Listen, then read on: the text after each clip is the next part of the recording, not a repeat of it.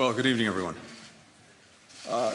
2 weeks after my last trip here with President Biden, we're back in Brussels as part of this administration's ongoing and urgent efforts with allies and partners to counter the Russian government's war of aggression in Ukraine and to stand up for the principles necessary to maintaining international peace and security. Together, we are sustaining and building on our support for Ukraine. Security, humanitarian, economic. Together, we're sustaining and building on pressure on the Kremlin and its enablers, including with unprecedented sanctions. Together, we're bolstering the defense of NATO itself, including by hardening our eastern flank. Just over the past 48 hours, I've had an opportunity to meet with my NATO counterparts. For the first time ever, foreign ministers from the United States Indo-Pacific allies, Australia, Japan, New Zealand, the Republic of Korea, participated as a group in a NATO ministerial. Ministers from Georgia, from Finland, from Sweden, and Ukraine also took part, as did the European Union's High Representative for Foreign Affairs and Security Policy, Josep Borrell. In addition, I met with my counterparts from the G7, the world's leading democratic economies. The participation of all of these allies and partners highlights the remarkably broad coalition of countries from around the world that are united in standing with Ukraine and against the Russian government's aggression. Countries that recognize Moscow isn't just attacking one country, but the entire international rules-based order. The sickening images and accounts coming out of Bucha and other parts of Ukraine have only strengthened our collective resolve and unity. In Bucha, a woman described how Russian soldiers forced her and around 40 other people to gather in a small square. The soldiers brought 5 young men there and ordered them to kneel. Then, a Russian soldier shot one of them in the back of the head. He turned to the people gathered and said of the victim, and I quote, "This is dirt. We're here to cleanse you from the dirt." That's just one person Russian soldiers killed in Bucha. According to Ukraine's Prosecutor General, they've already found 410 bodies of dead civilians in that one town alone. And it's not just Bucha. In Mudazhin, the body of the 50-year-old mayor, Ola Suhenko, was found in a shallow grave, along with her hands bound, alongside the bodies of her husband and son. They were last seen alive, being taken away by Russian soldiers. In Kharkiv, a woman was sheltering in a school with her 5-year-old daughter and neighbors when a Russian soldier picked her out and forced her to accompany him to an empty classroom. He cut her face and neck with a knife, threatened to kill her, and raped her repeatedly at gunpoint. With each day, more and more credible reports of rape, killings, torture are emerging. And for every Bucha, there are many more towns Russia has occupied and more towns it is still occupying, places where we must assume Russian soldiers are committing more atrocities right now. Here's what we're doing together with our allies and partners to stop this aggression, to stand with Ukraine, and hold accountable those who are responsible. First, we continue to work in close coordination with allies and partners to raise the costs on the Russian government for its aggression. Yesterday, we announced new sanctions on Russia's largest financial institution and one of its largest private banks, on 21 members of Russia's National Security Council, on the adult children of President Putin. President Biden also signed an executive order prohibiting new investment in Russia by any person in the United States. The European Union is also actively considering robust new measures, including bans on Russian coal, on Russian vessels accessing EU ports, on transactions with 4 key financial institutions. Second, the United States continues to work at an unprecedented pace to help Ukraine defend itself. Last Friday, the Department of Defense announced $300 million in new security assistance. On Tuesday, I authorized an additional $100 million to meet Ukraine's urgent needs for more Javelin anti-armor systems.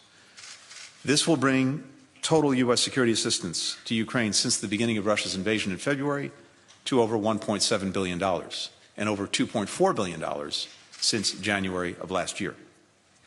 More than 30 countries have joined us in delivering security assistance to Ukraine, aid that our Ukrainian partners are putting to very effective use, as we see in the Kremlin's retreat from Kyiv and other Ukrainian cities and towns.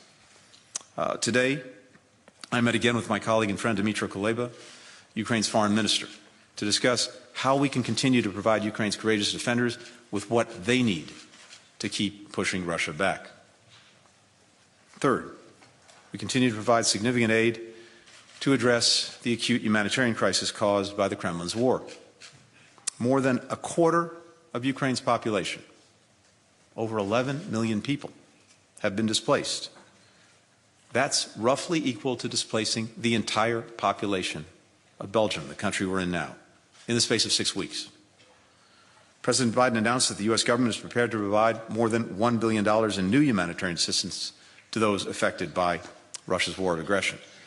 That comes on top of $293 million we provided in 2022 alone to vulnerable communities in the region, including to neighboring countries that have opened their arms and opened their homes to 4 million Ukrainian refugees. The global harm caused by the Kremlin's aggression is growing, including the disruption it's caused to the production and distribution of wheat in Ukraine, on which so many countries rely, something that I heard about and saw firsthand just a week ago when we were in, among other places, Morocco and Algeria. In Africa, where a quarter of the population is now facing a food security crisis, Russia's war of choice has raised the costs of basic staples, worsening the hardship that people were already feeling. So at the G7, we discussed in some detail ways that we can mitigate the war's impact on the most vulnerable people around the world. Fourth, the United States continues to work methodically to collect, to preserve, to analyze evidence of atrocities, and to make this information available to the appropriate bodies. We're supporting a multinational team of experts that's assisting a war crimes unit set up by Ukraine's Prosecutor General with a view toward eventually pursuing criminal accountability. These efforts will also ensure that Russia cannot escape the verdict of history. Just moments ago, as I was coming into this room, I learned that UN member states had come together once again to condemn Russia's aggression and suspend it from the Human Rights Council. A country that's perpetrating gross and systematic violations of human rights should not sit on a body whose job it is to protect those rights. Today, a wrong was righted. Fifth, we discussed ways we can shore up the collective security of our NATO allies. As the President has said, we will defend every inch of NATO territory. We now have 100,000 U.S. troops in Europe. NATO's established 4 new multinational battle groups in Romania, in Hungary, Bulgaria, Slovakia, in addition to those already in Poland, Estonia, Latvia, and Lithuania, to reinforce our eastern flank. Sixth, we discussed the additional support that NATO allies can provide to partners like Bosnia and Herzegovina and Georgia, who are most vulnerable to Russian aggression and threats, from cybersecurity to combating disinformation. Finally, we discussed at length a new NATO strategic concept. This is the public blueprint for how the alliance will continue to safeguard transatlantic security in what is a rapidly changing landscape. We'll release that document at the NATO summit in Madrid in June. President Putin thought, among other things, that he would weaken and divide NATO. This strategic concept will make clear that NATO is in fact stronger, it's more united, it's more capable of addressing 21st century threats.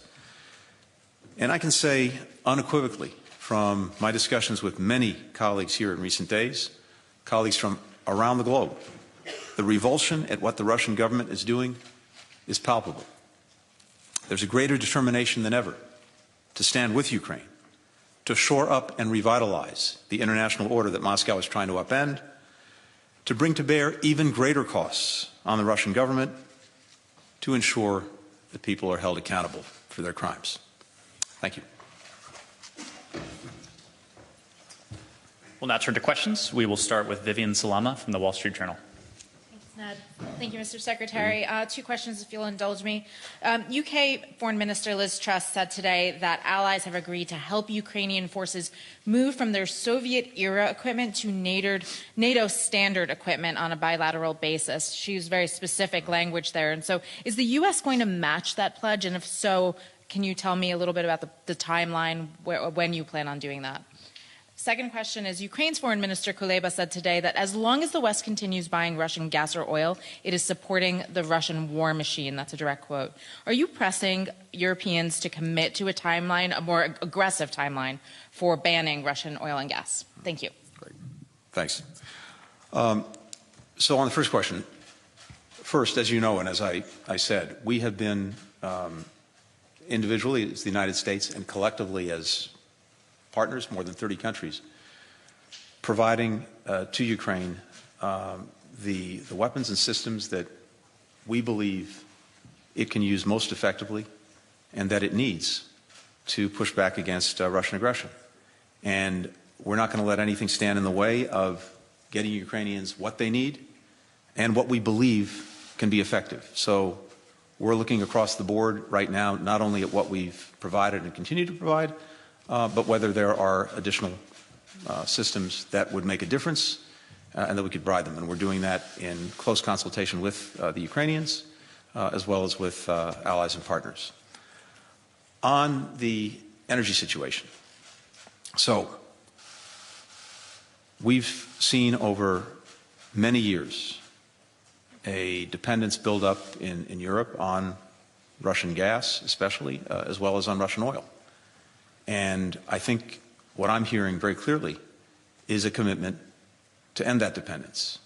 We've seen again and again Russia use energy as a weapon, as political leverage, and of course the proceeds that it gets from the sale of its energy is now, yes, helping to fuel its aggression against Ukraine. And my strong sense is that Europeans are very much committed, as I said, to ending that dependence. But it's also not like flipping a light switch.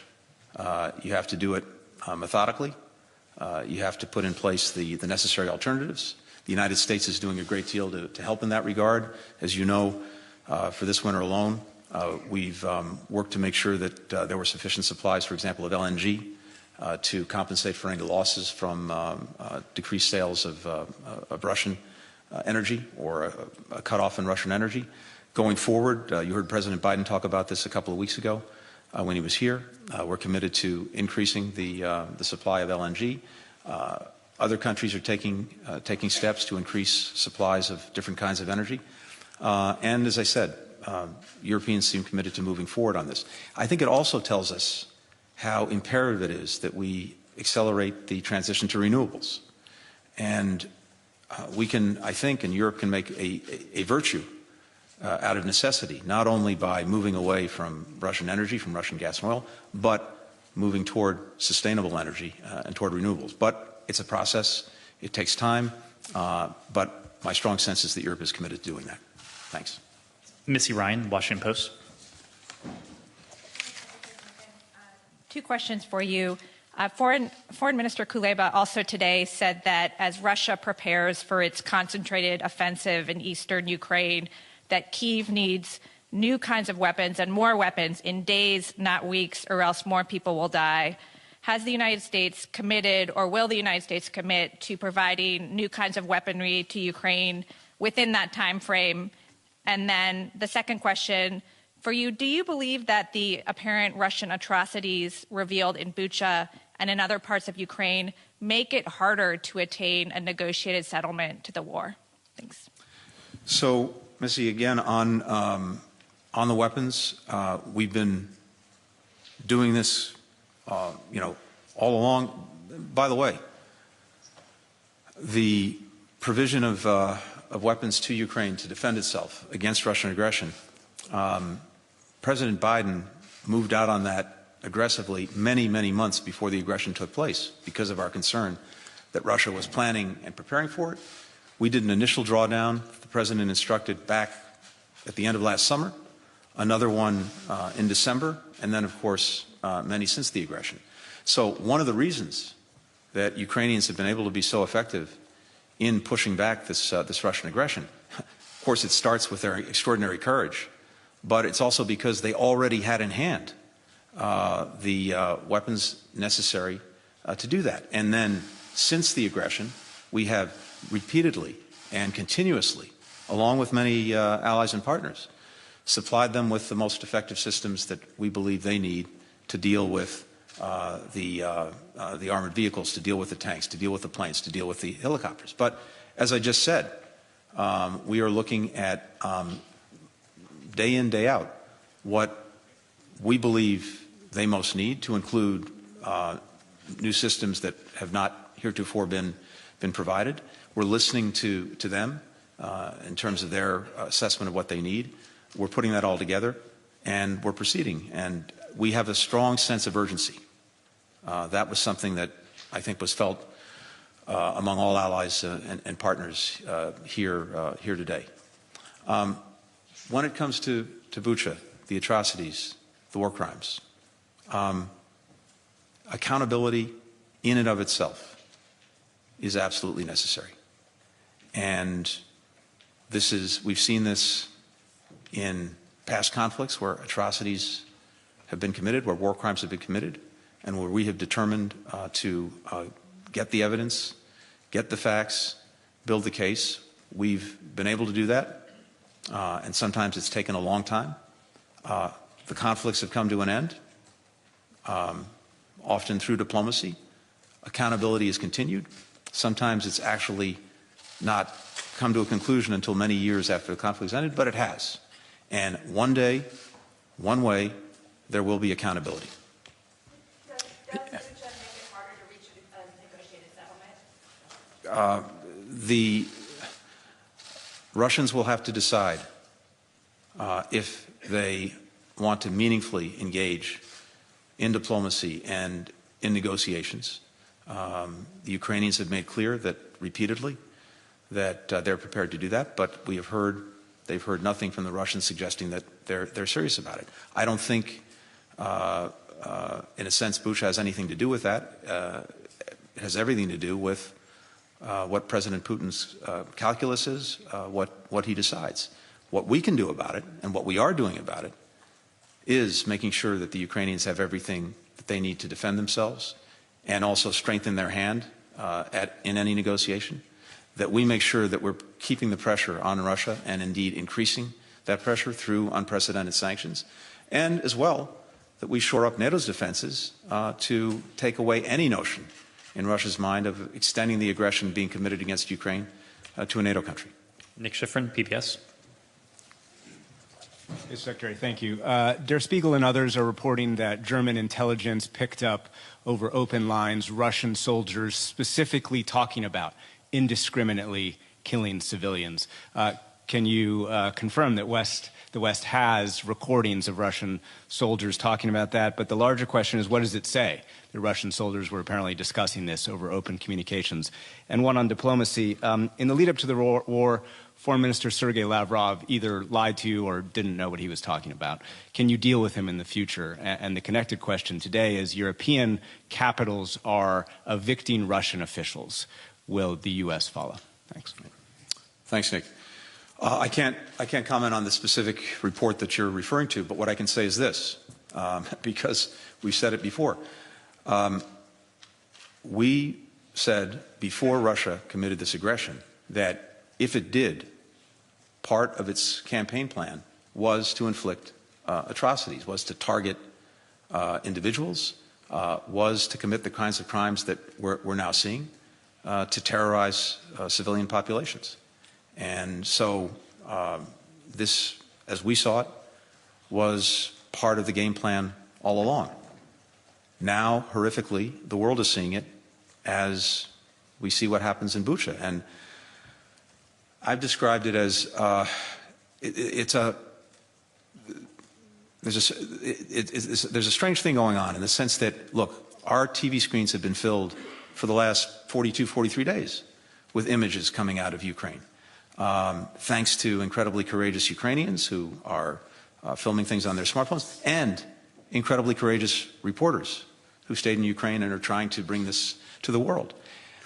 And yet, sometimes this constant flow of images almost normalizes and trivializes things to the point that people kind of see it as something that's in the background and don't respond to it. But then something so stark, so outrageous emerges, like Bucha, that it hits people. And again, to me, it's like we've seen as the Ukrainians have pushed back this Russian tide, we see with the tide receding what's left behind, and that is horrific death and destruction. With regard to diplomacy, look, there are diplomats from various countries that one deals with in the course of doing your job who occasionally have, or more than occasionally have, an adversarial relationship with the truth. That's part of the job. And the Russian officials, will the U.S. follow European moves? We are always looking at this, and we'll continue to do so. We'll take a final question from Terry Schultz.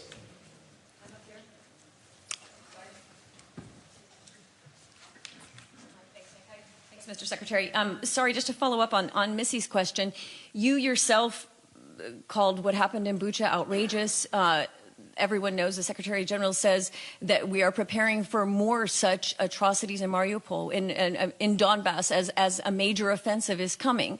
How do you sit across the table from Dmytro Kuleba and said, well, we're looking at what else we think you might need, when he surely comes with a list? He tells us he came with a list. He gives us his list. So, and he says he doesn't have the days that you are taking to look at this. How do you explain that to him?